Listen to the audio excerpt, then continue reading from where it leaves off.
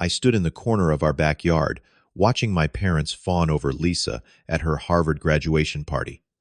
Their golden girl had done it again. Perfect grades, perfect job lined up, perfect everything. The weight of the $1.2 million check in my pocket felt surreal. For 5 long years, they had laughed at my online business dreams. Dad called it a fantasy. Mom worried I was throwing my life away. Lisa would smirk whenever I talked about building something of my own. They never believed in me, not once. Now I finally had my moment. The ultimate vindication was minutes away. Before I tell you about the moment I left my sister speechless at her own graduation party, let me know where you are watching from, and hit that subscribe button if you want more stories about perseverance in the face of doubt. I grew up in a middle-class neighborhood in Chicago, in a family that valued traditional education above all else.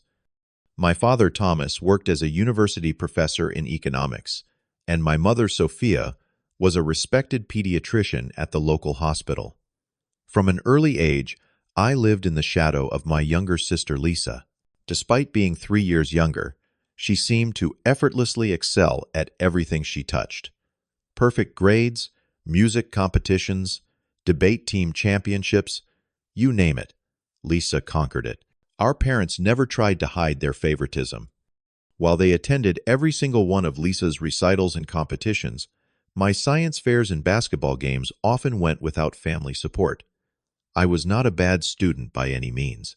I maintained a solid B average throughout high school and eventually got accepted into a decent state university. But in a family where anything less than excellence was considered failure, I was the perpetual disappointment. What my family failed to recognize was my early passion for technology. While they focused on Lisa, I taught myself coding at 13, spending countless nights learning HTML, CSS, and later JavaScript. By 16, I had built websites for several local businesses. My parents dismissed this as a hobby, certainly not something to build a career on. They had my future mapped out: a business degree, followed by a stable corporate job. I followed their plan, at least partially. In 2018, I graduated with a marketing degree from Illinois State University. But during my college years, something changed. I became fascinated with the emerging world of e-commerce. I studied successful dropshipping models, online marketing strategies, and paid advertising optimization techniques. I saw regular people making real money without the traditional career path my parents insisted was the only way to success. By graduation, I had made up my mind. Instead of applying for entry-level marketing positions as my parents expected, I decided to launch my own online business. I had saved about $5,000 from part-time jobs throughout college. Not a fortune by any means, but enough to get started in the digital space if I was careful with my spending. The night I broke the news to my family remains etched in my memory. Mom had prepared a special dinner to celebrate my graduation. The table was set with our best china candles lit, and a homemade cake waited for dessert. My parents had invited my grandmother and my Uncle Jack to join the celebration. I waited until we were midway through dinner, when everyone seemed relaxed and in good spirits. "I have some news," I announced, trying to keep my voice steady. "I have decided on my career path." Dad smiled, setting down his glass of wine. "That is great, son. Which companies made offers?" "Anderson Consulting was always my top pick for you." Actually, I took a deep breath. "I am not taking a corporate job. I am starting my own online business. An e-commerce store." The silence that followed was deafening. Then my father laughed, assuming I was joking. When he realized I was serious, his expression hardened. "You want to sell things on the internet. That is your grand plan, after 4 years of college that we paid for." Mom looked confused, then worried. "But Jimmy, what about health insurance, retirement plans?" Stability. Lisa, who had just finished her freshman year at Harvard, did not even try to hide her amusement. "So basically, you are going to sell cheap stuff from China on the internet. That is your big career move." "It is not like that. I tried to explain my business model, the market research I had done, the growth potential, but no one was really listening. The conversation quickly deteriorated. Mom began crying, saying she had failed as a parent. Dad declared that if I was determined to waste my education, I would do it without their financial support. Lisa kept making snide comments about getting rich quick schemes and internet entrepreneurs living in their parents' basements. By the end of the evening, I faced an ultimatum: find a real job within a month or move out of the house. My family had made their position crystal clear. My business idea was not just unsupported, it was actively ridiculed. 2 weeks later, I moved into a tiny studio apartment in a less than desirable neighborhood outside Chicago. The rent was cheap enough that I could afford it while preserving most of my savings for the business. I found a part-time job at a local coffee shop, working the morning shift from 5 a.m. to 11 a.m. This left my afternoons and evenings free to work on building my online store. Those first few months were brutal. I would wake up at 4 a.m., work at the coffee shop until 11, come home exhausted, and then force myself to work on my business until late into the night. I launched my first store selling fitness accessories, spending hours optimizing product pages, setting up Facebook ad campaigns, and learning the intricacies of digital marketing through trial and error. The weekly family phone calls became an exercise in humiliation. Every Sunday evening, I would call home, as promised, only to be interrogated about my internet scheme. My father would ask pointed questions about revenue and profits, knowing full well I was still in the startup phase. My mother would sigh deeply and ask if I had come to my senses yet. Lisa, when she was home from college, would sometimes get on the line just to make some cutting remark about failed entrepreneurs. I kept a brave face during these calls, but each one left me more determined to prove them wrong, even as doubt began to creep into my own mind. My first 3 months in business were a harsh lesson in reality.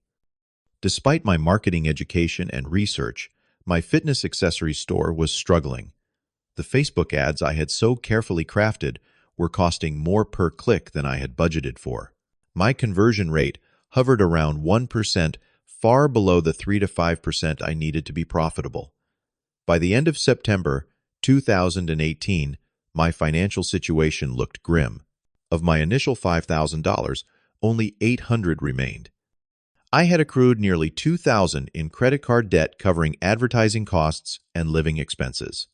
The coffee shop job barely covered rent and utilities, leaving nothing for business expansion or even proper meals.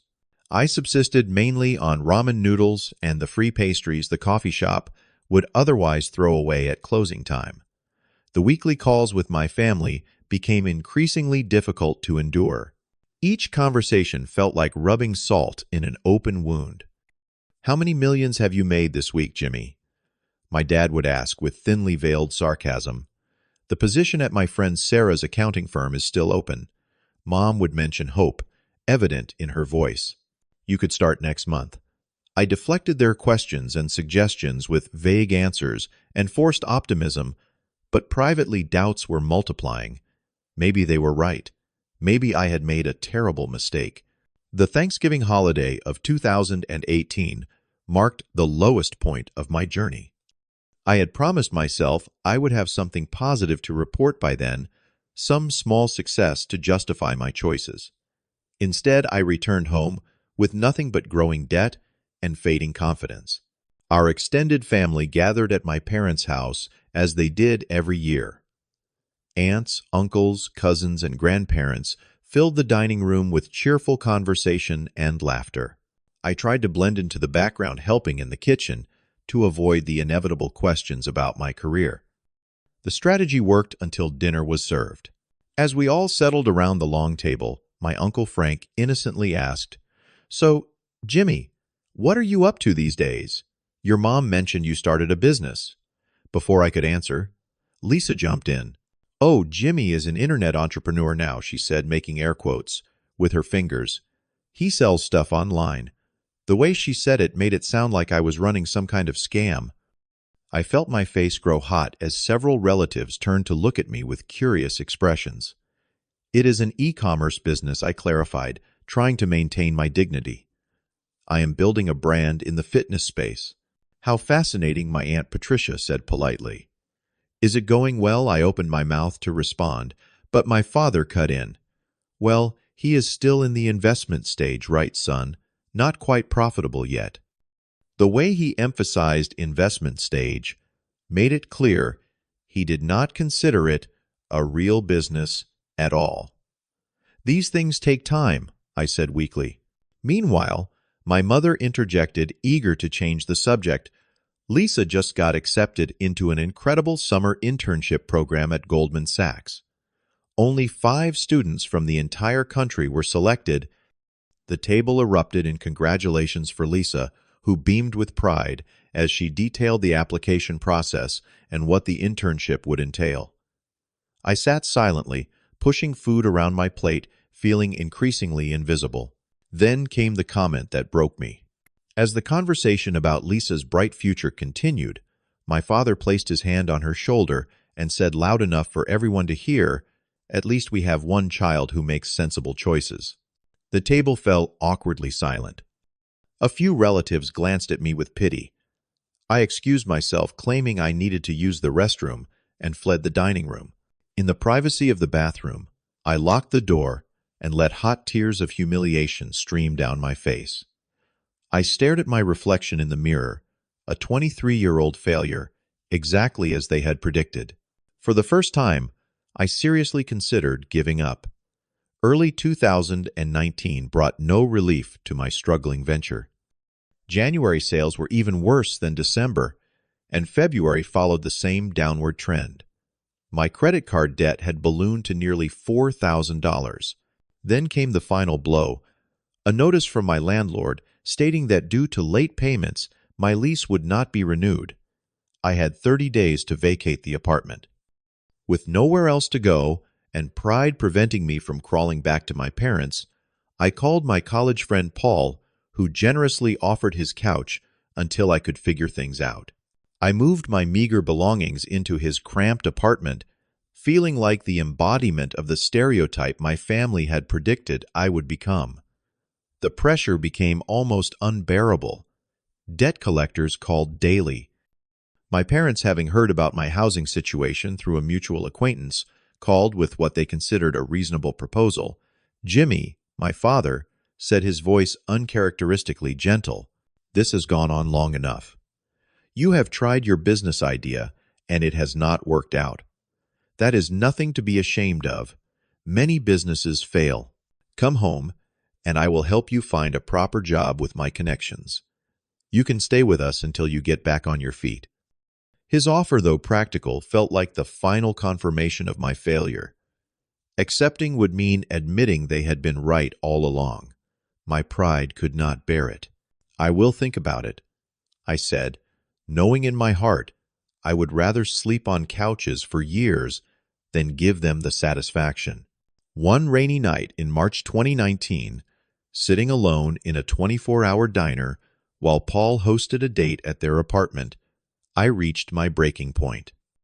With a nearly empty coffee cup and my laptop open to spreadsheets showing months of losses, I forced myself to confront the brutal truth. My business was failing because it was fundamentally flawed. I had chosen a saturated market with established competitors. My products were neither unique nor solving any real problems for customers. My marketing strategy was generic and ineffective. The fitness accessories business had been doomed from the start, not because e-commerce was a bad idea, but because my execution and market selection were poor. As the waitress refilled my coffee cup for the 4th time, I faced the crucial decision: return home, defeated, or take one final shot with a completely different approach. The next morning, bleary-eyed from lack of sleep, but with a new sense of clarity, I met my friend Sam for breakfast. Sam worked as a product developer for a kitchenware company and had always been supportive of my entrepreneurial ambitions, unlike my family. "I think I need to start over," I admitted after explaining my situation. Different products, different market, different strategy. Sam nodded thoughtfully while cutting into his pancakes. You know what market is constantly overlooked, but has incredibly loyal customers? Home cooking enthusiasts. Not professional chefs, but passionate home cooks who take pride in their kitchen and cooking skills. This casual observation sparked something in my mind.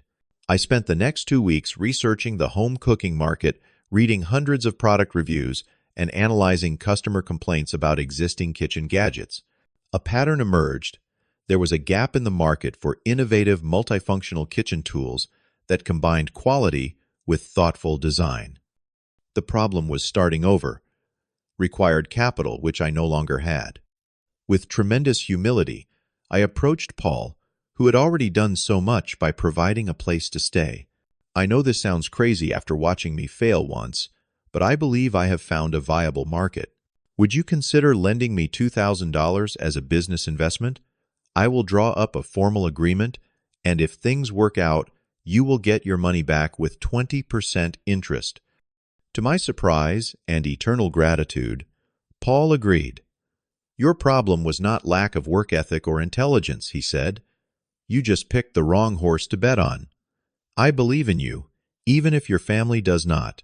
With this second chance capital, I launched Home Chef Heroes, focusing initially on a single innovative product, an ergonomic multi-purpose kitchen knife with interchangeable blades that solved several common pain points identified in my research. Instead of trying to compete on price, like with my fitness store, I positioned this as a premium product for discerning home cooks.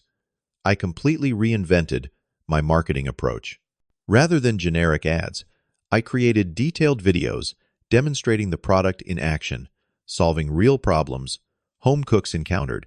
I crafted a brand story around empowering everyday people to cook like professionals, emphasizing quality and thoughtful design. The work was relentless. I maintained my coffee shop job while dedicating every free moment to the business. I learned video editing, improved my product photography skills, and spent hours perfecting ad targeting to reach the right audience. Paul would often return from work to find me in exactly the same position as when he left in the morning, still glued to my laptop. For weeks, results were minimal. I watched the borrowed money dwindle while making minor adjustments to the website and marketing strategy daily. The fear of failing twice loomed large, especially with someone else's money at stake. Then in May 2019, something unexpected happened. A popular food blogger with a substantial Pinterest following purchased my kitchen knife and loved it enough to share a photo with her audience. Within 48 hours, orders started pouring in. Not hundreds, but enough to show a clear change in trajectory. By the end of May, after accounting for product costs and advertising, Home Chef Heroes had generated $3,000 in profit. It was modest by most business standards, but for me, it represented the first validation that my concept could actually work. I called my family with the news, hoping for some acknowledgement of this small success. $3,000 in a month is a good start, my father said, his voice measured. But be careful about getting excited over one good month. Business is cyclical, and after expenses and taxes, what does that really amount to? Minimum wage. His response stung, but I refused to let it diminish my achievement. This time, I had data and customer feedback supporting my optimism. For the first time, I began to feel that proving my family wrong was not just a fantasy, but an attainable goal. As 2019 progressed, I expanded the Home Chef Heroes product line carefully, adding only items that maintained the same quality standards and solved genuine problems for home cooks. A specially designed garlic press that eliminated the usual cleaning hassle, a set of measuring spoons that could be adjusted for different volumes. Each addition was researched thoroughly and tested extensively before launch. By September, monthly profits had grown to $15,000. I moved out of Paul's apartment and into my own place, repaid his loan with the promised 20% interest, and hired my first two employees, a content creator, to produce more videos and product photos, and a customer service specialist to handle the growing volume of inquiries. The weekly calls with my family continued, but now I shared concrete achievements with increasing confidence. Their skepticism gradually shifted from outright dismissal to cautious acknowledgement that I might be onto something. Lisa, home from Harvard for winter break, even asked detailed questions about how I had identified my target market. "It is still a small business," my father would remind me. "Nothing like a career at an established company. But if it makes you happy for now, that is something." His backhanded approval was the closest thing to encouragement I had received in nearly 2 years. Then came 2020, and with it the COVID pandemic. As lockdowns forced people to stay home, interest in cooking and kitchen equipment skyrocketed. Home Chef Heroes was perfectly positioned to meet this new demand. Our sales tripled within weeks as people sought ways to improve their home cooking experience. The business that my family had laughed at was now generating over $100,000 in monthly revenue. I expanded to a team of 15 people, moved into proper office space, and began exploring international markets. When I shared these developments during family calls, the tone changed noticeably. My father stopped making dismissive comments. My mother started telling her friends about my son, the entrepreneur. Even Lisa seemed impressed, though she would never explicitly admit it. What they did not know was that Home Chef Heroes had caught the attention of Culinary Innovations, a major kitchenware conglomerate looking to acquire promising brands in the direct-to-consumer space. In February 2021, I received an email from Culinary Innovations' acquisition team requesting a meeting. Initially, I assumed it was about a potential partnership or distribution deal. When they revealed their interest in acquiring Home Chef Heroes outright, I was stunned. The negotiation process was intense and often overwhelming. I hired a business attorney and spent countless hours reviewing proposals, projections, and terms. The Culinary Innovations team was impressed by our growth metrics, customer loyalty, and the unique product designs that had helped us stand out in a crowded market. After 3 months of meetings, due diligence, and negotiations, we reached an agreement: $1.2 million, cash for the brand, plus 5% equity in the acquiring division, and a 3-year contract for me to stay on as creative director. It was far more than I had ever imagined possible when I started with just $5,000 and a determination to prove my family wrong. I signed the final paperwork on a Tuesday morning. That afternoon, I received an email from my mother with the subject line, "Lisa's Harvard Graduation Party." The message was brief and to the point. "Lisa is graduating summa cum laude next month. We are hosting a celebration at the house on June 12th. Family and close friends will attend. We hope you can make it. Love, Mom." The timing felt almost poetic.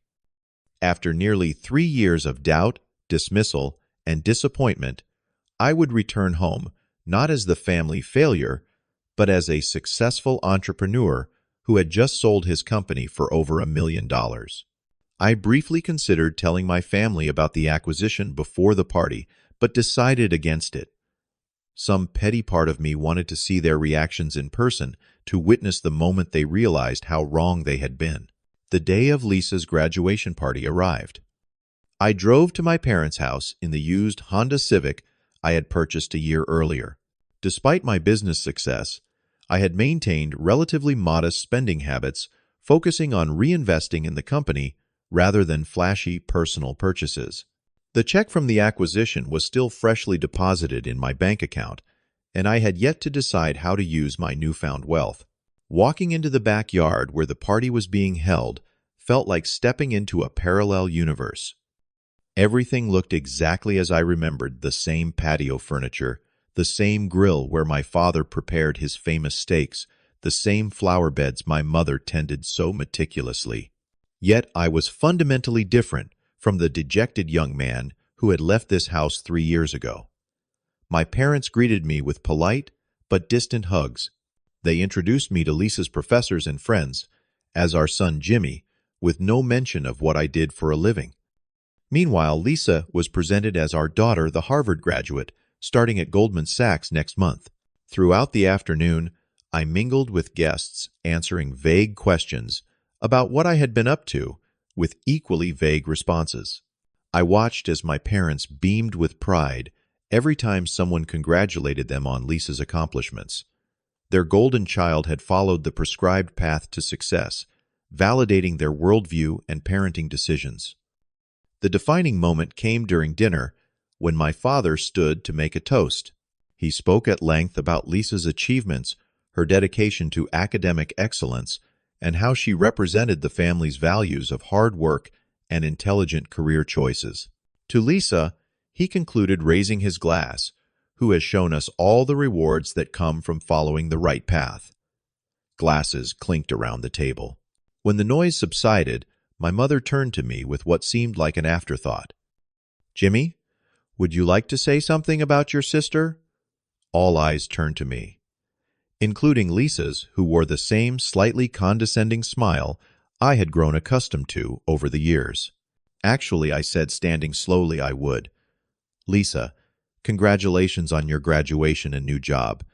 It is a tremendous achievement, and you should be very proud." I paused, gathering my courage for what came next. "I also have some news to share with the family. 3 years ago, I left this house, determined to build something of my own. You all thought I was making a terrible mistake. Dad, you called it a fantasy. Mom, you worried I was throwing my life away. Lisa, you laughed at the idea of me selling things online." The table had gone completely silent. My father shifted uncomfortably in his seat. "Last week, I sold my company Home Chef Heroes to Culinary Innovations for $1.2 million, plus equity and a position as creative director." I removed the acquisition agreement from my pocket and placed it on the table. The silence deepened as my father picked it up with trembling hands and stared at the numbers. Lisa's smug expression dissolved into open-mouthed shock. My mother pressed her hand to her chest, eyes wide with disbelief. Around the table, relatives and friends looked between me and my parents, uncertain how to react to this unexpected announcement. I did not share this to embarrass anyone. I continued, my voice softening, but to show that there are many paths to success, not just the one you believed in. The party atmosphere shifted dramatically after my announcement. Relatives who had barely spoken to me earlier now approached with eager questions about my business. My father's colleagues suddenly remembered they had heard of Home Chef Heroes and owned some of our products. Later that evening, as guests began to leave, my parents pulled me aside to a quiet corner of the living room. My father looked older than I remembered. The lines in his face deeper, his confident posture slightly diminished. "Jimmy," he began, his voice uncharacteristically hesitant, "I owe you an apology. I was wrong about your business. Wrong to discourage you so harshly." My mother, tears welling in her eyes, reached for my hand. "We were so scared for you. We only wanted security for your future, but you saw something we could not see. We are proud of you, son," my father added. "Truly proud. What you have accomplished is remarkable." Their words, so long withheld, finally unlocked something inside me. The anger and resentment I had carried for years began to dissolve, replaced by a complicated mixture of vindication, relief, and unexpected forgiveness. As we talked into the night, Lisa eventually joined us. She sat beside me on the couch, studying my face with new eyes. "I was jealous," she admitted quietly. "Not at first, but later, when I saw your posts about your business growing. You were building something of your own, while I was just following the path laid out for me. I am sorry for how I treated you." That night marked a turning point in our family dynamics. The rigid hierarchy that had placed Lisa above me in our parents' esteem began to level. For the first time, we spoke as equals, each with our own form of success. 6 months have passed since that graduation party. The company continues to thrive under the new ownership, with our product line expanding into international markets. I enjoy my role as creative director, which allows me to focus on innovation rather than day-to-day operations. My relationship with my family has transformed completely. We speak weekly, but now my parents ask thoughtful questions about the business and share genuine excitement about new developments. Lisa and I have developed a friendship that never existed during our childhood. She recently confessed that my success gave her the courage to consider entrepreneurship herself alongside her banking career. With the acquisition money, I purchased a comfortable but not extravagant home in Chicago. I also established a small fund to help young entrepreneurs from disadvantaged backgrounds launch their own e-commerce businesses, providing both capital and mentorship. My parents were surprised when I offered to help them pay off their mortgage, a gesture that seemed to finally convince them that my success was substantial and sustainable. My father, in a moment of vulnerability, admitted that he had been projecting his own fear of failure onto me. His immigrant parents had instilled in him a belief that security came only from established institutions, never from individual ventures. The greatest lesson from this journey was not about proving others wrong, though that satisfaction was indeed sweet. It was about the power of believing in your own vision when no one else does, about finding the courage to fail, pivot, and persist until you succeed, about defining success on your own terms rather than accepting someone else's definition. I often think about that frightened young man sitting in a 24-hour diner, staring at spreadsheets of failure, deciding whether to quit or try again differently. That moment of choosing resilience over surrender made all the difference. What would you have done in my situation? Would you have persisted or returned to the safe path? Have you ever had to prove someone wrong about your dreams? Share your experiences in the comments below. And if this story inspired you, please hit that subscribe button and share it with someone who might need encouragement to keep going despite the doubters in their life. Thank you for listening. And remember, sometimes the people who tell you it cannot be done are simply afraid to try it themselves.